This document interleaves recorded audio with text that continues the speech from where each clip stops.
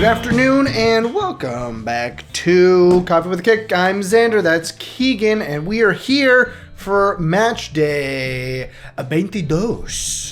I can say numbers in other languages. That's 22 for those of you who don't know Spanish. 22 in German. Aha! I can do those two languages.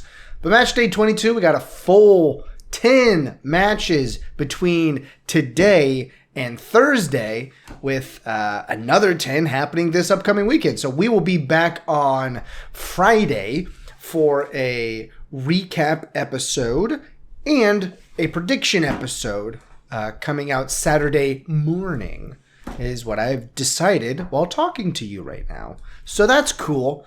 Really tightly run ship here. Oh, yeah. Anyway, Flynn21, great to hear from you again. He's a Fulham fan. So, we'll see how his boys fare. They've got a good team to be hitting at the moment. So we will see how we think Fulham will do this coming up later today at 2:45. But before we get to that one, first, guys, we're almost at 100 subs, which is a meager goal, but it's our first one to hit. So go ahead and subscribe to the channel, and maybe you'll be lucky number hundo. We will send you a personal message through email. Oh yeah. If you're number hundo. So be looking forward to that. I fancy myself a decent writer, so it could be a work of art, to be honest. No. Anyway, we'll go ahead and get into it now. Match day 22, first up at 2:30 Eastern Time at the City Ground in Nottingham. Nottingham Forest takes on Arsenal. How do you have the boys from Nottingham going?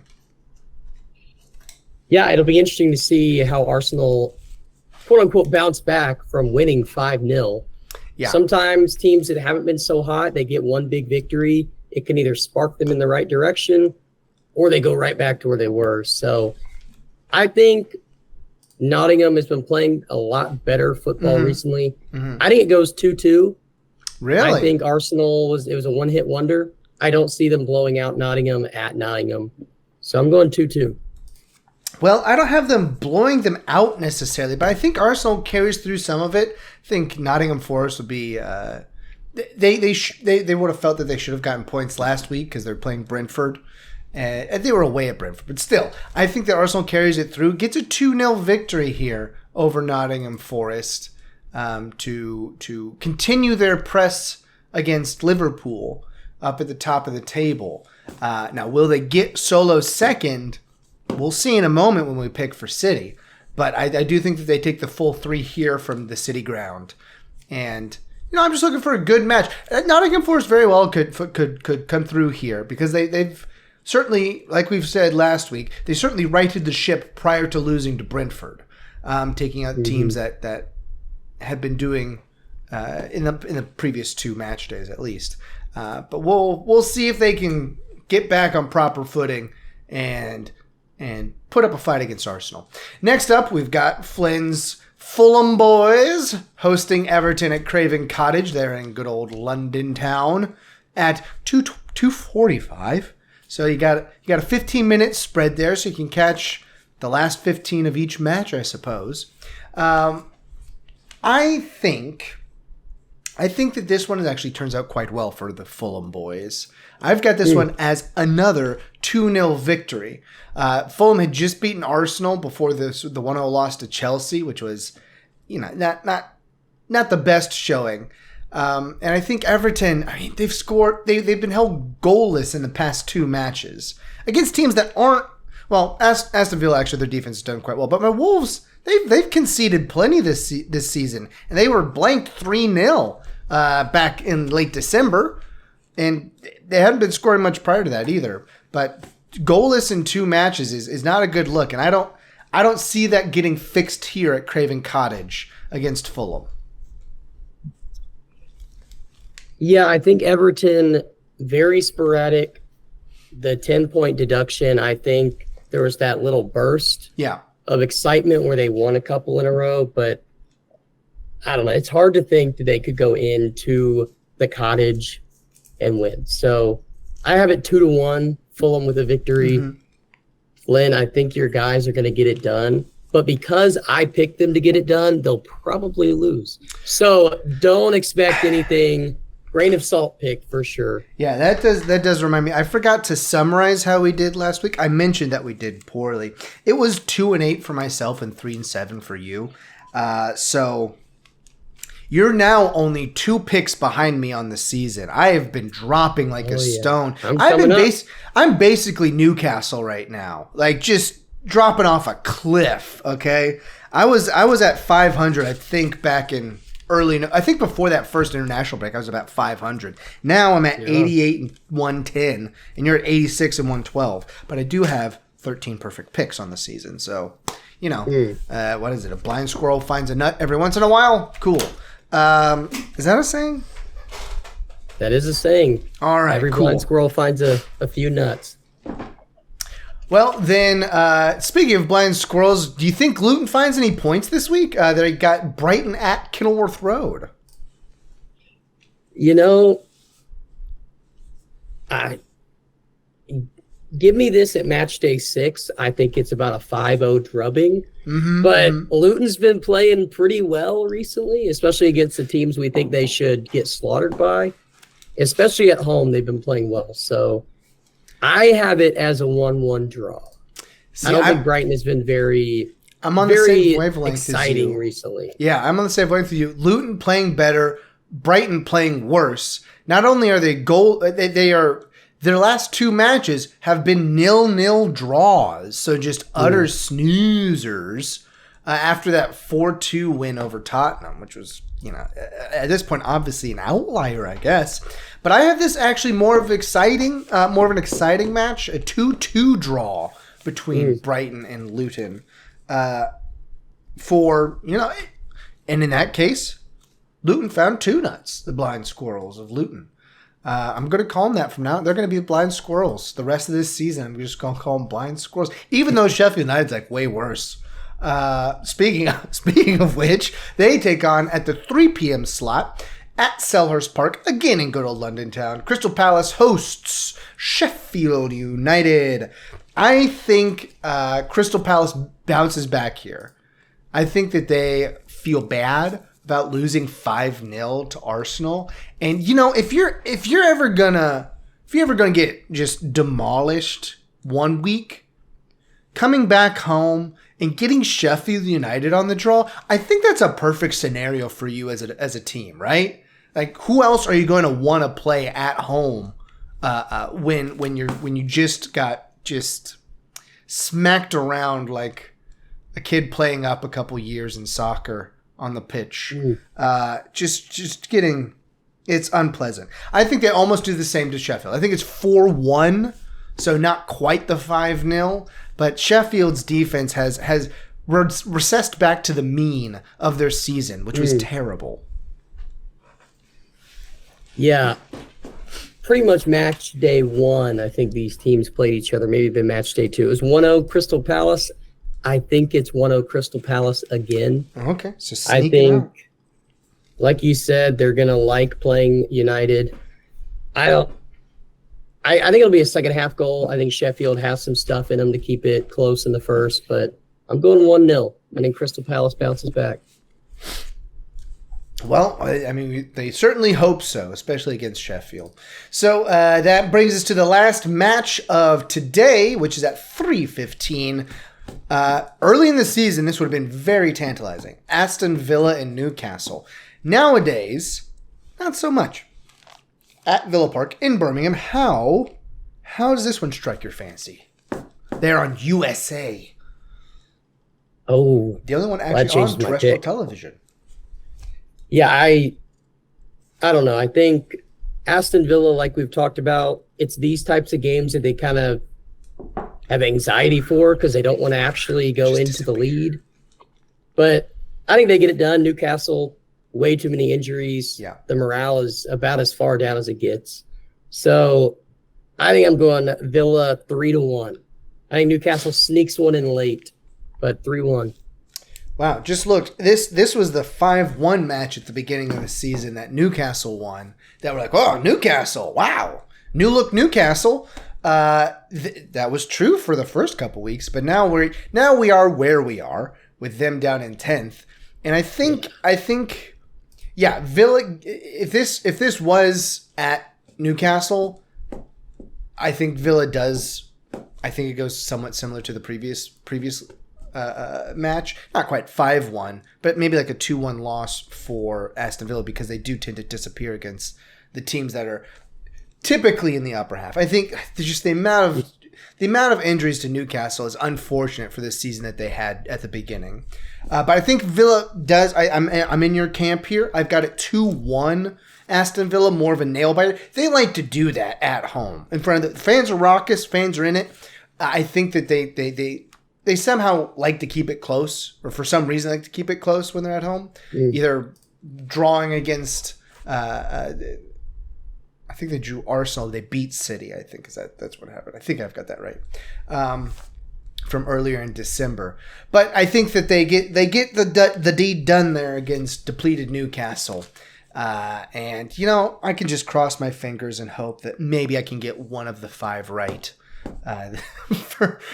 for Tuesday. Going over to Wednesday, first up at the 2:30 is City hosting Burnley. A good old homecoming here for Vincent Kompany. Didn't even have to think about it that time. No Yaya Toure sightings today. Just Vincent Kompany coming home. I think City mops them clean. 3-0. I think this is easy. I think you get a little bit more De Bruyne in this one. He's got another week more than a week under his belt at this point of rehab and game speed. Probably, maybe a halftime substitute this time. Give him a full half of action. I don't know. Yeah, for those new subscribers and viewers that don't know, Xander mistakenly thought Vincent Kompany was Yaya Toure for probably the first 10 match weeks. That's putting it too strongly. I knew it wasn't Yaya Toure, but that's the only name that was coming into my brain. Like, I know it's not Yaya Toure. I know it's not. But I couldn't find Vincent Kompany.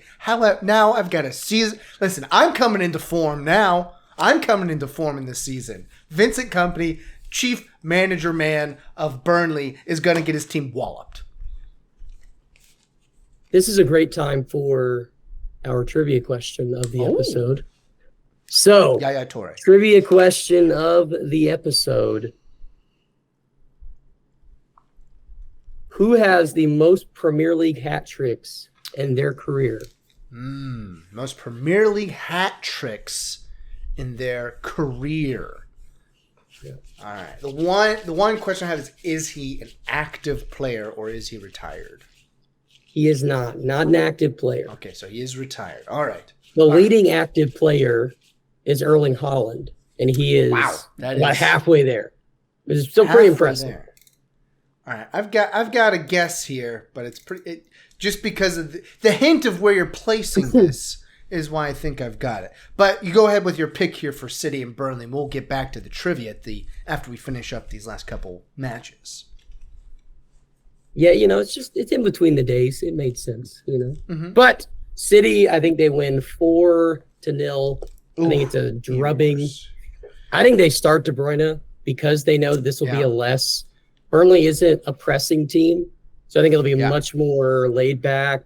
City kind of dictates. So I think De Bruyne probably plays in it, knowing the tempo of the game. So, yeah, it could very well be. Burnley. We talk about Burnley all the time as pointless possession. What's worse? What is bad when you play with pointless possession is playing a team that's possession is always active and good. It's not going to work out for you very well. It's hard to change the gear. Anytime that you're a counterattacking team trying to then possess the ball, anytime you're playing out of your own element, it's going to cause issues. And Burnley, not only are you going to be playing out of your element, you're also playing one of the best sides in England. So, not a great situation. To Tottenham Hotspur Stadium in London. Tottenham takes on a revitalized Brentford? Question mark? I say almost. I say it's almost a revitalized Brentford. I think this ends the same as their last match day, only on the wrong side of it. 3-2 Tottenham over Brentford is what I have here. Because, I think Brentford has showed now that they can score. They looked pretty good against Nottingham. Again, it was against Nottingham. But Tottenham has also shown that they can give up goals. So I think that this is going to be a fun one. A 3-2 victory for Tottenham.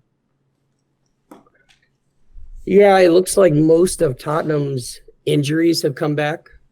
There's a couple of guys still out, but they're not. Is Madison back in this one? He's not on the injury list. So will he start? I don't know, but he seems to be. He may be in the squad. So you know what? He's going to play the KDB in this one. Come in late second half and organize the Tottenham victory. That's what I think. Yeah, so I mean, if he's in there, you got the full. They had some defenders out for a while. So defenders back in. I think with all of that at play, I can't not pick Tottenham, especially at home. Yeah. So I'm going 3-1 Tottenham. I think it'll be an easier victory. Brentford has most of their team, although Buemo is still out. Not sure when he's coming back. They had the Norgard go out there for a while. He was starting there. So I don't know. They're not a team that you need these pieces to be missing. Right. So I think they'll be hurting with those guys gone. So especially Tottenham going to Tottenham. Yeah. Yeah. Now we get to one where there's a exterior news bit to cover. Liverpool hosts Chelsea up there in Anfield. And if you didn't already see, we have a short that we put out right after it happened. Jurgen Klopp is reportedly leaving Liverpool at the end of the season. Now, have we gotten any more clarity? The scuttlebutt was that it is for health reasons. Have we gotten any more clarity on the reason behind his apparent departure? According to Klopp, it's not for health reasons. So I don't suppose his reasoning was that he was just losing the passion, losing the drive. So, yeah, I don't know. I don't buy it because like 3 months ago, he just said he could go another 10 years. And I mean, they've been playing their best football the last 3 months. So it's kind of shocking to me. Top of the table.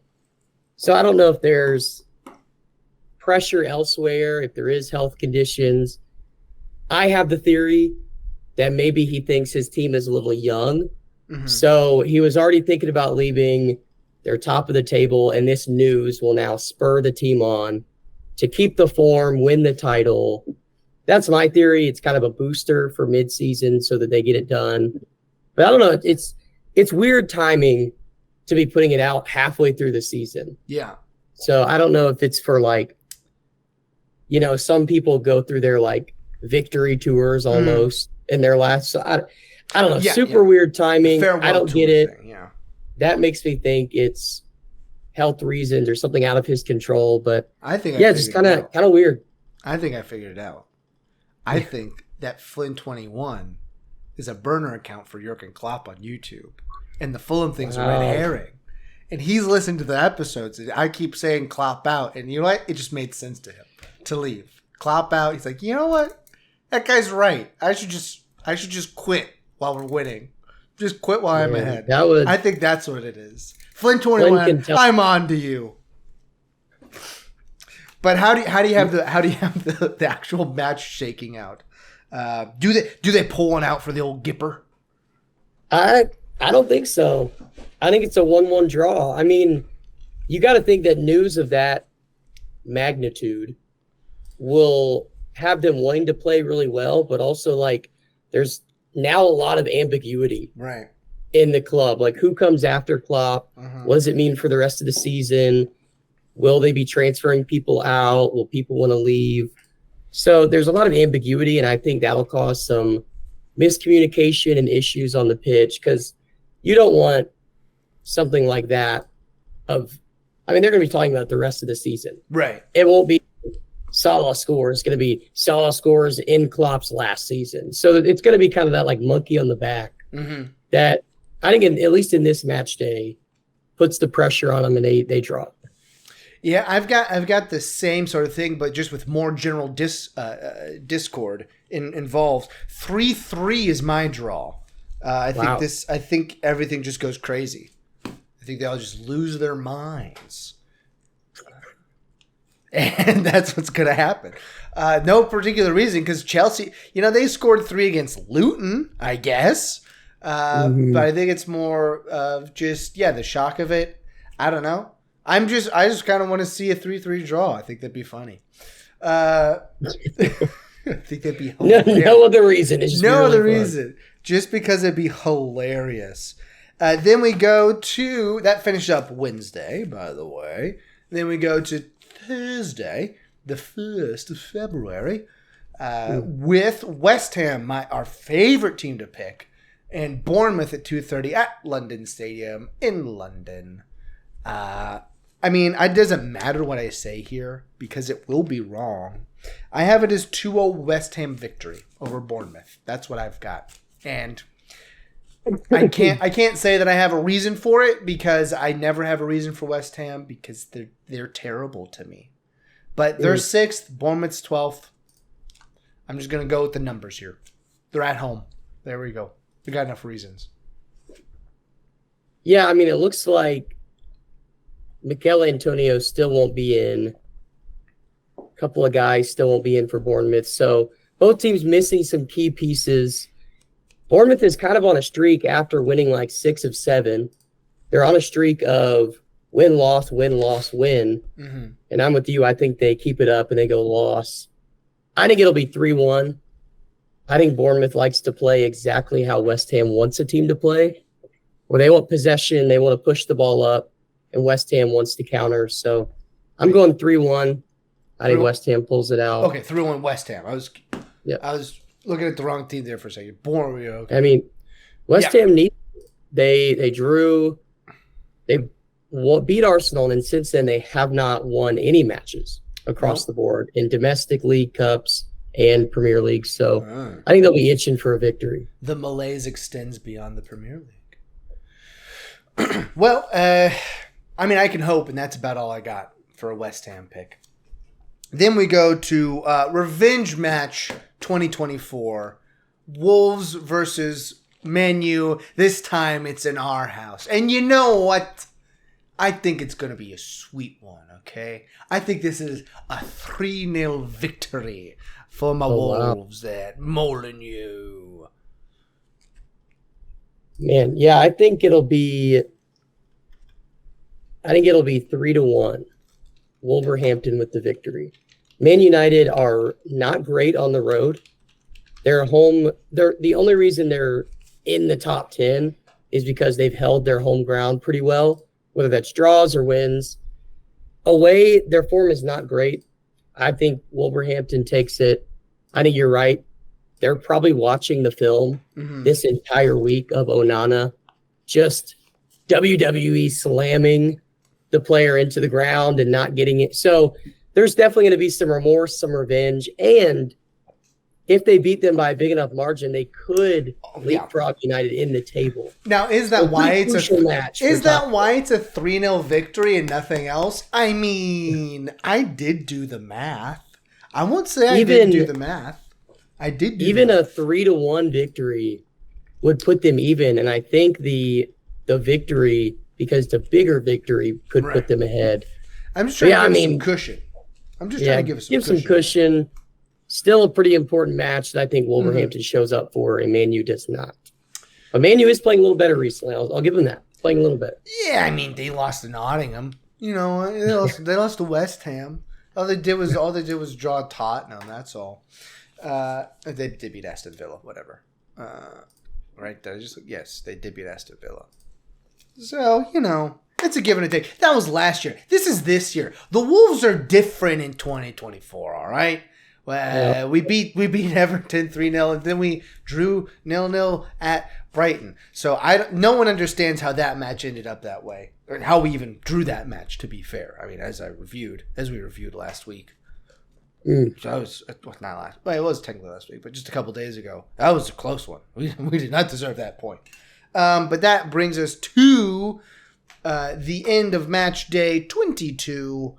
We will see how everything shakes out. And now we will get back to the trivia at hand. Who holds the record for the most hat tricks in the Premier League. I'm going to go with good old Kun. Sergio Aguero is my pick. Kun Aguero. You would be right. Yeah.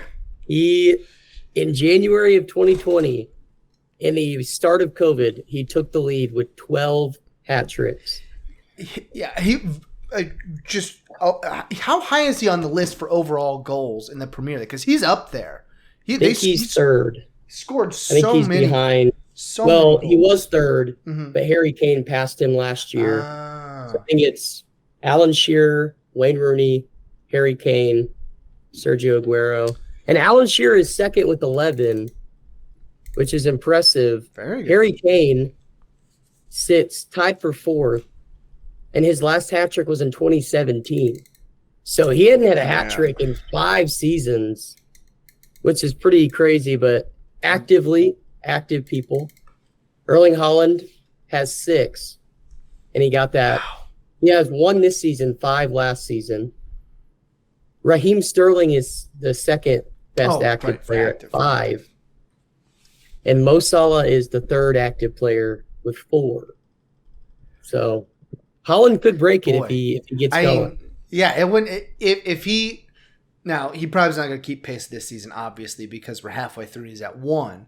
Things could still happen, but if we were, even if we were to keep the average pace of three hat tricks a season, if he doesn't get 1 for the rest of this year, if he keeps 3 per season, then he'd break it in relatively short order. I mean, he'd break it at the beginning of this 26-27 season, right? Yeah. 24-25, he would be at 9. 24-25, he'd be at 9. He'd tie him by the end of 25-26. So beginning of 26-27 season, he would win it. He would get it. And he'd be what, 26? 24. 20, well, 20. He's only I think he just turned 23. Right. So I'm saying he'd be like 26 when he broke it. Yeah. And just so much time left to get more goals. So Alan, good old Alley boy, you better watch out. Because he scores so many, that big old boy from Scandinavia. Well, I got one right. I think you picked that one out because you thought I'd get it right. I think that's why. It was a more recent one. Yeah, it was what I might actually get. I appreciate it. I thank you for it. And is there anything else that we need to do before we get out of here? I don't think so. Go ahead and leave a comment. Even if you're not Flynn21, go ahead and leave a comment. And we'll read it on the show. If it's nice. I'm not going to read mean comments on the show. Unless they're funny. If they're funny mean comments, I might read it. But that is the week that will be Matchday 22. And until we see you on, what did I say? Yeah, on Friday afternoon, why don't you go ahead and grab some coffee, watch some soccer,